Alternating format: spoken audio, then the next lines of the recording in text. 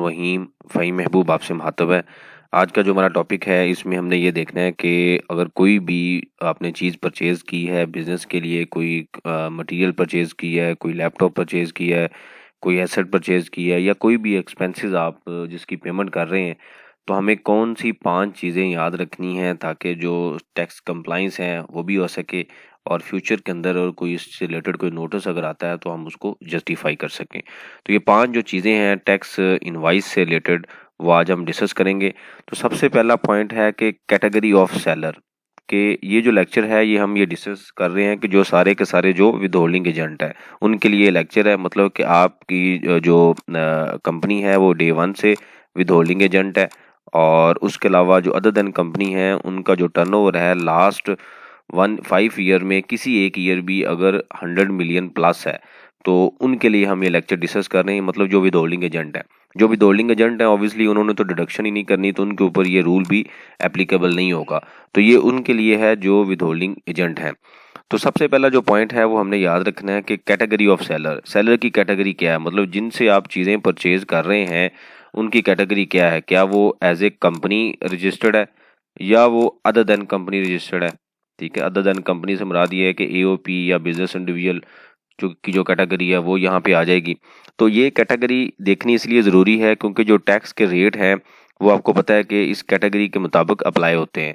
तो इस वजह से हमें कंफर्म होना चाहिए कि ये कैटेगरी, ये इसकी कैटेगरी क्या है। वो हम कैसे चेक करेंगे कि एनटीएन ऑनलाइन एनटीएन इंक्वायरी पे जाके जो टैक्स पे का प्रोफाइल है एफबीआर की वेबसाइट पे, वहाँ पे जब उनका एनटीएन आप लिखेंगे तो वहाँ पे उनकी कैटेगरी शो होगी कि ये एज ए कंपनी रजिस्टर्ड है या अदर देन कंपनी रजिस्टर्ड है। उसके बाद जो अगला पॉइंट आता है कि आपने पहले पॉइंट पे आइडेंटिफाई कर लिया कि इसकी कैटेगरी क्या है, इसी सीक्वेंस से आपने पॉइंट को कैरी करना है। उसके बाद आप देखेंगे कि इसकी टैक्स कंप्लाइंस क्या है, मतलब इसका नाम ATL list, active tax payer list में आ रहा है या नहीं आ रहा, क्या ये नॉन एक्टिव है। क्योंकि जो रेट हैं वो कंपनी डिसाइड करने के बाद अगर कंपनी के लिए फॉर एग्जांपल नॉर्मल गुड्स का रेट 4% एटीएल के लिए है तो नॉन एटीएल के लिए 8% है। तो इस वजह से हमें ये क्लियर होना ज़रूरी है कि इसका जो रेट है, जो इसका स्टेटस है वो क्या है। फिर आता है कि हमने इनकम टैक्स की विथहोल्डिंग करनी है तो कितनी करनी है।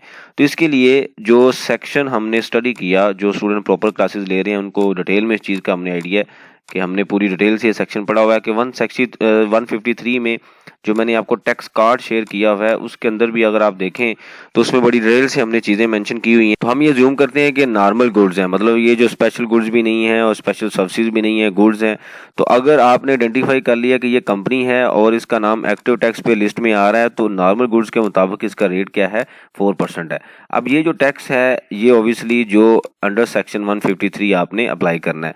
अब होता क्या है कि एक बिजनेस में या तो आप फिक्स एसेट परचेज कर रहे होते हैं, ठीक है, या आप नॉर्मल जो एक्सपेंस है कोई भी बिजनेस से रिलेटेड एक्सपेंसेस हैं वो एंटर कर रहे हैं, या आप जो रॉ मटेरियल की पेमेंट कर रहे हैं। तो अब एक्सपेंस के अंदर एडवर्टीजमेंट की पेमेंट भी आ सकती है, कैरेज की भी आ सकती है, उसके बाद लॉजिस्टिक की भी आ सकती है, यानी कि डिफरेंट एक्सपेंसेस हो सकते हैं। तो फिक्स एसेट के लिए याद रखें एक ही रेट होगा। उस टैक्स कार्ड में हमने स्टडी किया है कि अगर आप कंपनी से परचेज कर रहे हैं तो क्या रेट है, 4% है। ठीक है, मतलब अगर वो फाइलर है, अगर अदर देन कंपनी है तो वो 4.5% है, और अगर नॉन फाइलर है, एक्टिव टैक्स पे लिस्ट में नाम नहीं आ रहा, तो ये 8% हो जाएगा और ये 9% हो जाएगा। अब एक्सपेंसेस में सर्विस की एक डिफरेंट कैटेगरी है की लिस्ट उसने दे दी जिसपे काफ़ी कैटेगरीज हैं जिसका जो रेट है वो 3% है। उसके बाद क्या आता है कि आप रॉ मटेरियल परचेज कर रहे हैं। अब रॉ मटेरियल जो है ये भी कॉस्ट ऑफ सेल से रिलेटेड है, तो इसका स्टेटस नॉर्मली जो रेट इसका होता है ये भी 4% या 4.5% रेट होता है। मतलब अगर कंपनी के केस में 4% है तो कंपनी के केस में 4.5 है।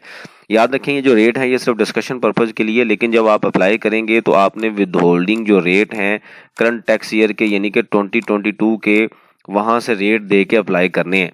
टैक्स कार्ड जो स्टूडेंट्स हैं उनको ऑलरेडी हमने शेयर किया हुआ है, वो इजीली वहाँ से आप फाइंड कर सकते हैं कि जो क्या रेट हैं और उस रेट्स के मुताबिक आप यहाँ पे जो गुड्स का रेट यहाँ पे अप्लाई करेंगे। उसके बाद अगला पॉइंट आता है। अब जो अगला पॉइंट आता है उसमें आपने ये देखना है कि क्या आप विथहोल्डिंग एजेंट हैं, मतलब आप अगर कंपनी है तो कंपनी क्या है, सिर्फ ये कंपनी के लिए अप्लाई होता है कि जो कंपनी है वो सेल टैक्स विथहोल्डिंग एजेंट है, अदर देन कंपनी ने सेल टैक्स विथहोल्ड नहीं करना होता। तो अगर आप कंपनी है विथहोल्डिंग एजेंट है तो इसके ऊपर हमने विथहोल्डिंग एजेंट के ऊपर बड़ी डिटेल में एक लेक्चर बनाया हुआ है, उसको आप देखें, उसमें बड़ी डिटेल में मैंने एक्सप्लेन किया हुआ है कि किस तरीके से टैक्स विथहोल्ड करना है। उसके बाद अगला पॉइंट आता है कि जो ये सबसे इंपॉर्टेंट पॉइंट ये वाला है सबसे इम्पोर्टेंट पॉइंट ये है कि जब आपने ये सब काम कर लिया, विथहोल्डिंग स्टेटमेंट सब कुछ चेक कर लिया, तो जो चेक है वो हमने किसकी जो चेक का टाइटल और इनवाइस का जो टाइटल है वो मैच होना चाहिए। फॉर एग्जांपल आप मिस्टर ए से इनवाइस ले रहे हैं, तो जो चेक आप देंगे वो भी मिस्टर ए को देंगे। सम टाइम ये होता है कि आप इनवाइस लेते हैं ए से और वो आपको कहता है जी आप चेक डायरेक्ट पार्टी के अकाउंट में ट्रांसफर कर दें या बी के नाम पे दे दें, तो ये एक्सेप्टेबल नहीं है। अब आपने सारे रूल ऊपर फॉलो किए होंगे, टैक्स भी डिडक्ट किया होगा, सब कुछ किया होगा, लेकिन एट द एंड जाके जो इनवाइस हो, जो चेक पेमेंट है वो मैच नहीं होगी, तो जिसकी वजह से ये जो एक्सपेंस है डिसअलाउ कर दिया जाएगा। तो ये आप ये जो चीज़ें हैं ये बेसिक और प्राइमरी चीज़ें जिनको आपने याद रखना है कि जब भी पेमेंट करनी है। काफ़ी चीज़ें होती हैं जिनको हम अंडरस्टैंडिंग जिसकी हम लेते हैं पेमेंट के टाइम पे, लेकिन ये 5 वो चीज़ें हैं जो आपने टैक्स कंप्लायंस से रिलेटेड हैं और इनको लाजमी फॉलो करना है, ताकि जो अगर फ्यूचर में इससे रिलेटेड कोई इशू आता है तो आपके पास उसकी कैटेगरी आपने चेक करके रेट लगाया है, क्योंकि कैटेगरी के मुताबिक रेट लगेगा, स्टेटस के मुताबिक उसका रेट अगर डबल होगा तो वो चार्ज होगा, इनकम टैक्स विद किया होगा, अगर सेल टैक्स विदहोल्डिंग से रिलेटेड है तो वो भी विद हुआ होगा, और इन द एंड अगर चेक है तो वो भी आपने इनवाइस के मुताबिक इशू किया हुआ है।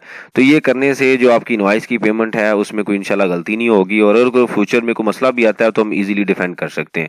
इससे रिलेटेड अगर कोई क्वेश्चन हो तो आप कमेंट्स बॉक्स में मेंशन करें, उसके ऊपर हम ओपन डिस्कशन करते हैं ताकि जो लर्निंग का प्रोसेस है ये कंटिन्यू रहे।